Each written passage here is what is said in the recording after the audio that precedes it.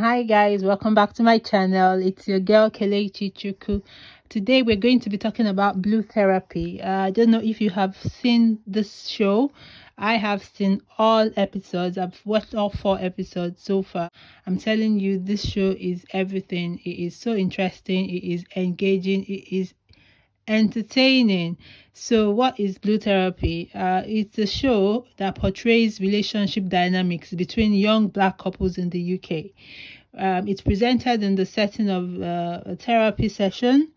We basically get an insight into the lives of two young couples and all the issues that threaten to impact their relationships. From the perspective of a black person myself, I would say I found the situations really relatable. Andy Amadi, who created the show, actually said, and I quote, "I wanted it to touch on real things young black couples go through. I wanted to dive into a lot of relatable situations, and whether you resolve it or not, I just want to highlight that they are there." It just highlights black love and how difficult it can be sometimes and how not difficult it can be too. So we have two couples, Chioma and Paul Shonowo, the Nigerian couple, and the second couple are Deborah Famodu and Jamel Diaz. So Deborah is Nigerian as well, but Jamel is Ghanaian. So the therapist in this show is a white lady who's called Denise, and this series takes place on her couch. Denise is actually in real life an actress, and the creator of the show, Andy Amadi, has been open about that. He, however, says none of the couples have acting experience and only Chioma wants to become an actress. So we have two couples. We have Chioma and Paul, and we have Deborah and Jamel. And the therapist is Denise, who tries to help them to get to the roots of their issues. So it's Chioma that has researched this therapist. She's checked it online, looked at the reviews, and she's basically made Paul to come with her. The most problematic cast member has turned out to be Paul. He's rude to the therapist, he's rude to his partner Chioma. He has refused to see her point of view. He comes off as somewhat of a narcissist. At some point he walked out of the show and Chioma had to go and bring him back in. We see her pleading with him and asking him to give the therapy a chance and to just have an open mind. She talks to him, she pleads with him, and then he comes back in. And he says he comes back in because he cares for her and he knows this is important to her. But in his head, he doesn't believe that the therapy can help them. He says that from the beginning. His attitude, his approach to the therapist, his body language, he doesn't want to be there. He feels it's a waste of time. See the therapist asking him questions sometimes and he just either he refuses to answer or he would say, "How does that concern you? What does that have to do with our relationship? It doesn't matter. Move on." We see him do that quite a number of times. He feels that the therapy is a waste of time. He says in the beginning that what they probably need to go to church, but Chioma is insisting that they need help because this is, according to her, this is the final thing she's going to do to stay in this relationship. If this doesn't work, she says that is the end for her.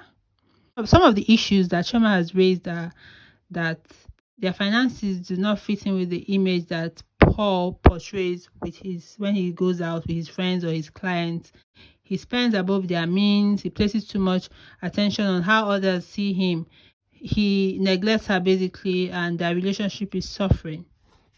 We hear her complain about that quite a number of times. The Chioma is complaining that Paul is lazy. He doesn't cook anymore. He doesn't clean the house. He leaves everything for her to do. She works as well as he does, and but he expects her when she comes back from work to still do the housework and take care of him while he just doesn't do anything. So at some point, Paul was asking her why she can't just stay at home and be a housewife. What was wrong with being a housewife? She didn't like that sentence at all. So they now talk about social media. Apparently, he doesn't think she composes herself well on social media.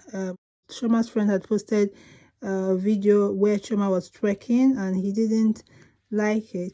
So Choma was trying to say it wasn't her that posted it, it was her friend who posted it, that she would never post something like that because she knows the kind of person he is. He doesn't let her do anything, even though a lot of her work is through social media. And he met her through social media anyway. I think he met her on Instagram.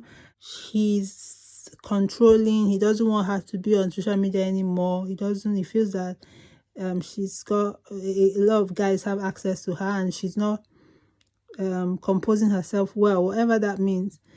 So Paul has an issue with her entertaining. He says she's entertaining other guys by responding to their comments on social media. So Choma is arguing that if people comment, they say something to her, she can't just ignore them. She has to reply.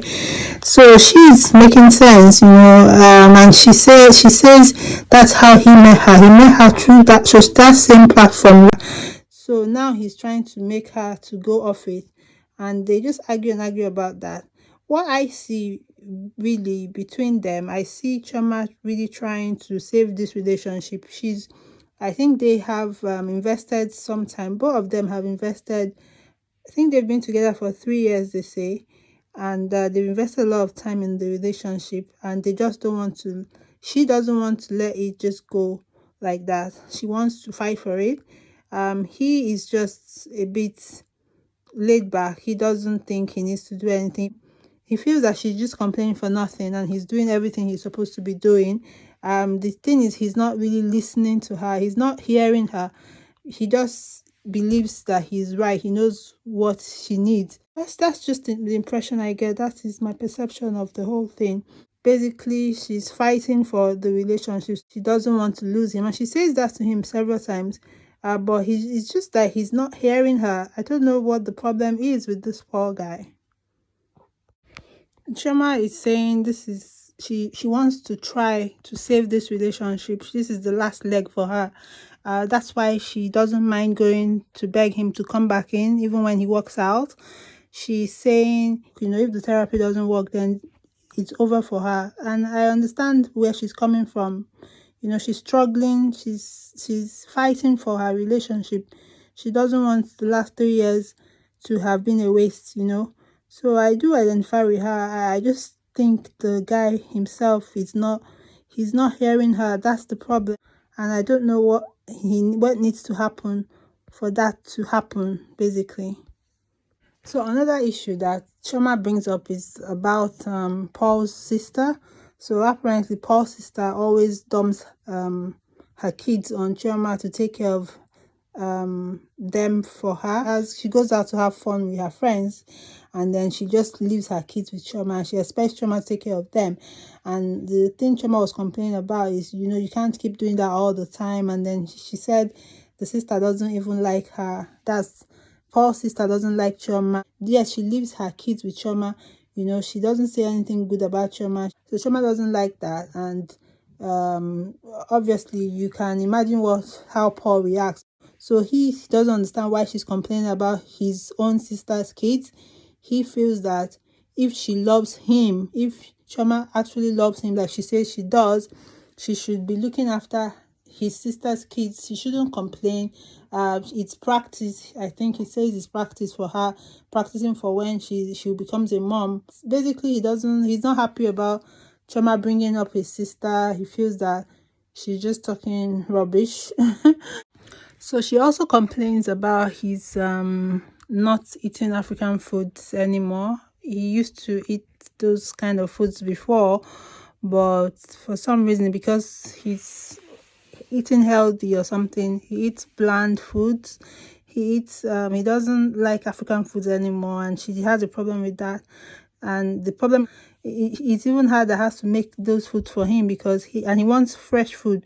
So she's always preparing those kind of meals every day, and she just wants a balance in everything. Basically, they're just arguing about that. She's just telling him all the things that are her issues, and he's just pulling everything down. He has a response for everything that she brings up. So I don't know that he's even ready to, compromise in the relationship. He just wants to have a reason for everything she complains about.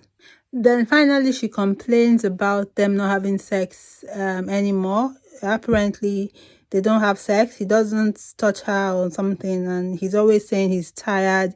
He's always forming busy for her, and she's not having it. So she's asking, what's the problem? Are you cheating? What is the problem? Don't you find me attractive? And so she's actually revealed a lot of things. So he's making fun of her, even though she reveals that. We see him making fun of her, saying they are not animals and all that he's tired. She booked to have sex with him, and he put it in his calendar, and so she had to go out and buy some lingerie, and he knew that was their plan or something. But that night, I think he just came home and just went to sleep, and he didn't even give her any reason. He just kept her hanging, and she had gone to buy laundry and everything. So she was complaining about it. And then Paul was now saying, oh, he was tired because he had done some exercise with his client, because this client had won a bet, and so he was too tired. But the therapist was asking, so did you tell Chioma? Did you explain to her? But he was like, no, he didn't. So the thing is, he just doesn't even care, He doesn't even want to put in any effort. He just left her hanging there. So she complained about that. So she says she has a high sex drive, but Paul has a low sex drive. But she doesn't mind even if it's once a week. But Paul is not even having it. He doesn't even want to touch her at all. So she's asking him, what is the problem? Tell us what's the problem. He was now accusing her that every time she does something for him, like she can't say she wants to give him a massage without wanting a happy ending. Can you imagine the conversation these people were having? As in, he was accusing her that if it's a happy ending, then that means you don't have to get something at the end. I understand that, because it feels like you've given someone something and at the end you're looking for a reward, and you say it's a happy ending. So I understand what he was saying, but usually this kind of conversations is always reversed. It's the woman that is complaining that, oh, you want to kill me with sex, and the man is complaining that you don't want to have sex with me.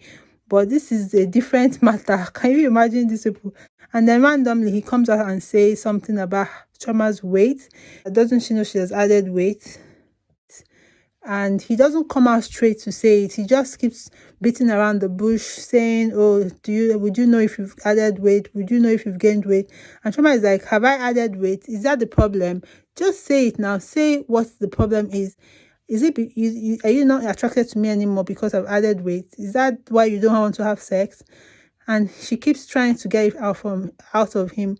And then from nowhere, he says, in the last 6 months, have you weighed yourself? That he's just asking if she has weighed herself. And she's like, what are you talking about? And he keeps saying, oh, have you weighed yourself? Do you not know that you things have changed?